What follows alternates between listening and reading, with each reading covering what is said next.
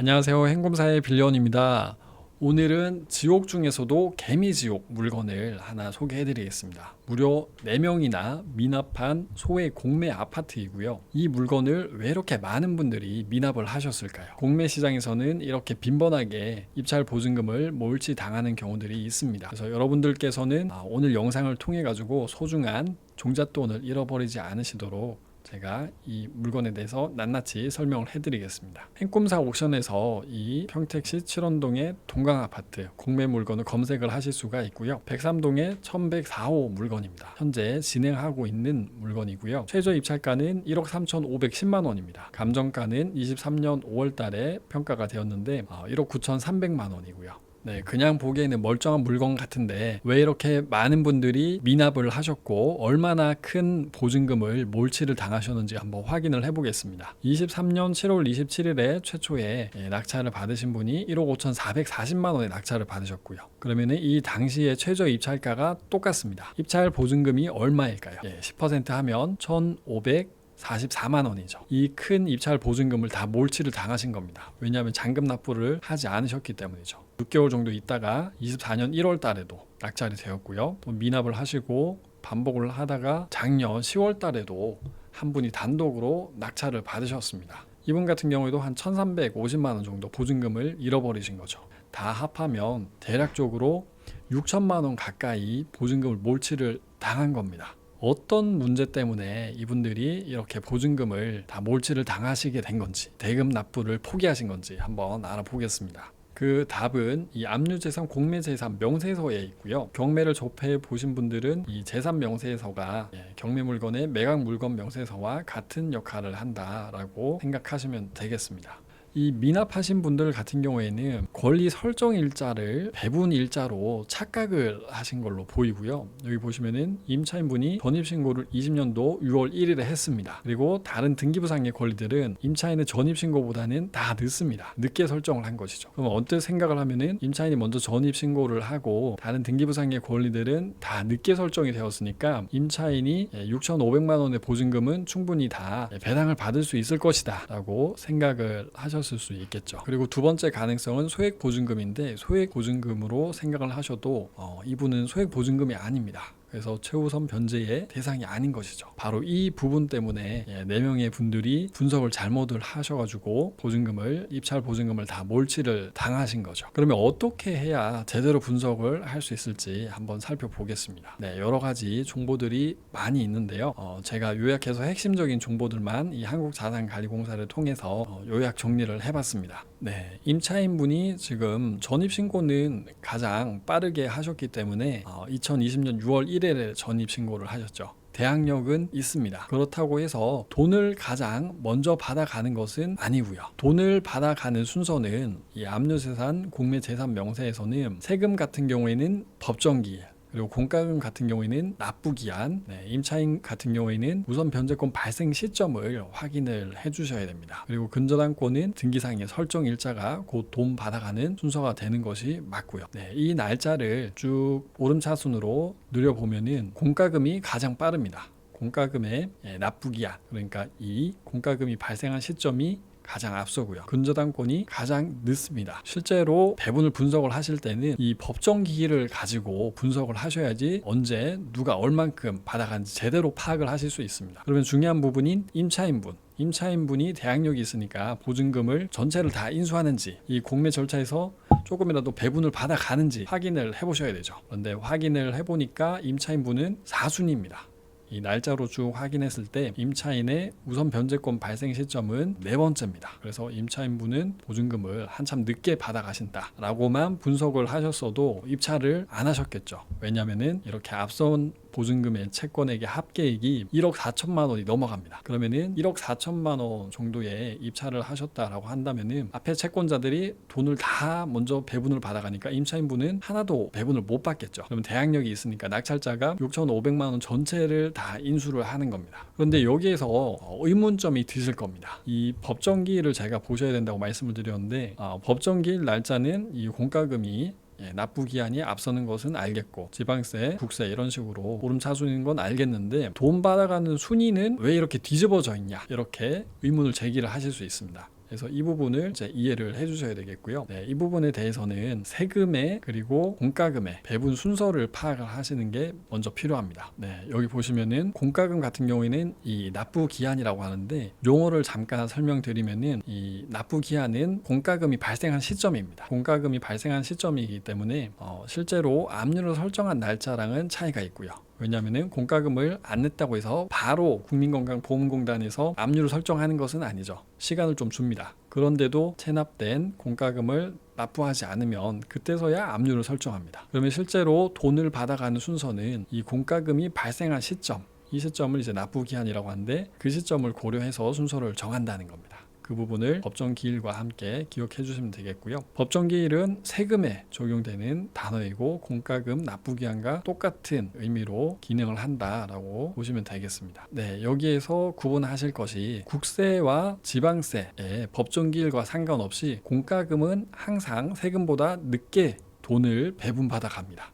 이 세금 국세징수법에 이렇게 그리고 지방세법에 정해놨습니다. 세금 같은 경우에는 항상 공과금보다 먼저 돈을 받아간다 라고 정리를 해주시면 되겠고요. 그러면은 이제 이해가 되시죠? 왜 법정기일이 늦는 이 세금들이 공과금보다 먼저 돈을 받아가는지 이해가 되시죠? 왜냐면은 세금이라는 이유로 먼저 받아가는 겁니다. 그럼 이 부분은 이제 해결이 되셨고요. 순위가 뒤집힌 이유를 하나 해결하셨죠. 공과금은 세금보다는 늦게 배당받아간다 라고 정리를 해주시면 되겠습니다. 이 부분을 제가 이해를 하셨는지 다시 한번 뒤에서 질문을 드리겠습니다. 그러면 이 세금이 두 개가 있는데 이 두 세금은 법정기일이 국세가 더 빠른데 왜 이 국세가 또 앞서는지 이 부분이 이해가 필요하시죠. 왜 순서가 뒤집어졌는지 이해가 필요하신데요. 세금 같은 경우에는 이 압류 등기를 먼저 설정한 세금 같은 경우에는 법정기일과 상관없이 먼저 돈을 받아가도록 순서를 부여를 해줍니다. 이 체납된 세금을 징수하는데 열심히 응했기 때문에 먼저 1순위로 돈을 받아갈 수 있게 해준다 라고 이해를 하시면 되겠고요. 이 국세 같은 경우에는 법정기일은 지방세보다는 조금 늦기는 하지만 압류를 먼저 설정했습니다. 먼저 돈을 받아갈 수 있는 것이죠. 네, 그러면 여기까지 해서 왜 임차인분의 보증금이 네 번째로 순서가 부여가 됐는지 정리가 되실 겁니다. 왜냐하면 우선 변제권 발생 시점이 다른 세금과 공과금보다 늦기 때문이죠. 그러면 도대체 얼마의 입찰을 해야 수익을 낼 수 있냐, 이 부분이 중요할 겁니다. 그 부분에 대해서 보시려면 입찰가 현재 최저가 1억 3,500만 원 정도를 가지고 가정을 해보겠습니다. 1억 3,510만 원에 입찰을 하시면은 가장 먼저 배분이 되는 것이 공매 체납 처분비입니다. 이 공매 체납 처분비가 대략적으로 한 500만 원 정도 된다고 가정을 해보면은 나머지 배분 재고는 1억 3천만 원이 되겠고요. 1억 3천만 원에서 가장 먼저 배당 받아가는 것이 1순위 국세가 되겠죠. 국세가 8천만 원 배당을 받아가고 나머지 두 번째 지방세를 970만 원 배당을 받아갈 겁니다. 그럼 9천만 원 정도 1억 3천만 원에서 배당을 받아가니까 나머지 남아있는 배당 재고는 4,030만 원, 대략적으로 4천만 원이 되겠고요. 나머지 4천만 원은 3순위의 공과금이 받아갈 것이다 라고 생각을 하실 수 있을 겁니다. 그렇게 생각을 하시면 임차인의 보증금은 6,500만 원을 전체를 다 떠안겠구나 라고 정리를 하실 수가 있겠고요. 그런데 이 부분에 대해서 조금 상세하게 설명을 드리면은 제가 아까 말씀드린 대로 공과금 같은 경우에는 국세보다 항상 먼저 배당을 받지 못합니다. 세금이 공과금보다 먼저 배분을 받아가는 것이죠. 국세 중에서도 법정기일이 임차인의 우선변제권 발생 시점보다도 늦는 국세들이 있습니다. 그리고 납부기한은 공과금이 빠른 것이 있고요. 그럼 이때는 공과금이 먼저 돈을 받아가느냐, 국세가 먼저 돈을 받아가느냐 헷갈리시죠? 제가 아까 설명드리기를 공과금보다는 세금이 항상 먼저 돈을 받아간다고 했기 때문에 순서가 충돌합니다. 지금 순서가 한번 충돌하고 그 다음에 또 국세보다는 보증금이 먼저 받아가고 보증금보다는 공과금이 또 먼저 받아갑니다. 이제 헷갈리기 시작합니다. 그래서 이 부분 이제 상세하게 설명드리면 좀 길어지기 때문에 제가 요약해서 핵심만 말씀을 드리겠습니다. 배분재원 남아있는 4천만 원 가지고 분석을 해보시면은 조금씩 받아갑니다. 그래서 그런 식으로 이제 분석을 하면은 이 임차인은 보증금을 대략적으로 한 2천만 원 정도 안 되는 금액을 배분을 받아갑니다. 이 부분은 좀 헷갈리시죠? 네, 이 부분은 좀 상세한 공부가 필요하고요. 2천만 원 정도 배당을 받아가니까 실질적으로 낙찰자가 인수하는 금액은 4,500만 원입니다. 4,500만 원이니까 낙찰가를 1억 3,510만 원으로 가정했죠. 그래서 1억 3,500만 원의 낙찰을 받았으면은 4,500만 원 인수했을 때 1억 8천만 원이 취득을 하시는 거니까 사실상 거의 시세에 가깝게 취득을 하시는 겁니다. 굳이 이렇게 힘들게 공매로 입찰을 하실 필요 없이 호가가 더 싼 1억 6천만 원짜리 매물을 일반 매매로 사시는 게 더 나을 수가 있습니다. 그렇기 때문에 이 임차인의 보증금을 인수하고서라도 더 싼 금액으로 입찰을 하시면 될 텐데요. 그러면 가정을 해서 이 국세와 지방세 두 개의 세금만 다 배당이 되는 금액이라고 생각을 해보시면은 대략적으로 한 9천만 원 정도를 생각을 해보실 수 있을 겁니다. 이 물건의 최저 입찰가가 9천만 원대까지 유찰이 됐다라고 한다면은 9천만 원의 낙찰을 받으시고 나머지 공매 체납 처분비, 공매 비용이 빠져나가고 그 남은 금액으로 이제 배분이 되는데 국세는 다 배분이 될 것이고요. 일부 지방세가 조금 받아갈 겁니다. 나머지 권리들은 다 소멸이 되고 임차인만 대항력이 있기 때문에 이 임차인의 보증금 6,500만 원을 낙찰자가 전부 다 인수를 합니다. 9천만 원을 가정을 했으니까 6,500만 원은 전체 다 인수를 하게 되는 것이죠. 이때는 아까 전에 순위의 충돌을 고려를 하실 필요가 없습니다. 왜냐하면 이 지방세조차도 2순위인 지방세조차도 다 받아가지 못하기 때문에 남는 돈이 없기 때문에 순서 충돌을 생각하실 필요가 없으시고요. 그러면 9천만 원에 입찰을 하시면 임차인의 보증금 6,500만 원을 다 떠나서 1억 5,500만 원 정도의 취득을 하시는 겁니다. 이 정도면은 시세보다는 한 1,500만 원 정도 싸게 낙찰을 받으셨다라고 보실 수가 있으실 텐데요. 그 정도 수익을 내고자 이렇게 힘들게 공매로 입찰을 하느냐라고 생각을 하실 수도 있을 텐데요. 그렇게 생각하시는 분들은 더 싼 금액으로 유찰이 될 때까지 기다려 주시면 되겠습니다. 대신에 경쟁자분들은 1,000만 원 정도의 수익만으로도 만족을 한다라고 하면은 입찰을 하실 수도 있으시겠죠. 그 부분 이제 목표하는 수익에 따라서 더 싼 금액으로 유찰이 될 때까지 기다리실 건지 아니면은 한 9천만 원대 유찰이 됐을 때 입찰을 하실 건지 결정을 해주시면 되겠습니다. 그런데 중요한 부분은 지금 최저 입찰가는 여전히 비싸다는 겁니다. 지금 최저 입찰가 1억 3,510만 원에 입찰을 하시면 임차인의 보증금을 대략적으로 약 4,500만 원 인수한다는 거, 이 부분을 기억을 해주시면 되겠고요.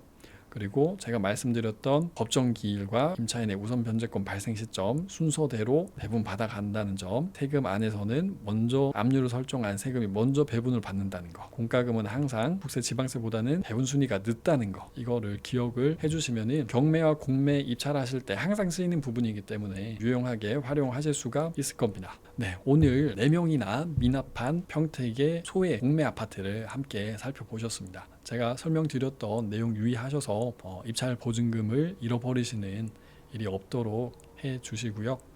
네, 그리고 또 상세한 배분에 대한 내용, 제가 설명드린 것들이 좀 핵심만 요약해서 말씀드렸다 보니까 더 설명이 필요하다, 공부가 좀 필요하다라고 하시면 제가 행꿈사에서 진행하는 공매 마스터반 강의도 수강을 해보시면 상세하게 이런 내용들을 이해를 하실 수가 있습니다. 그리고 또 신탁 공매나 국유재산에 대해서도 설명을 해드리니까요, 참고하시면 되겠습니다. 오늘 준비한 영상은 여기까지고요. 시청해 주셔서 고맙습니다.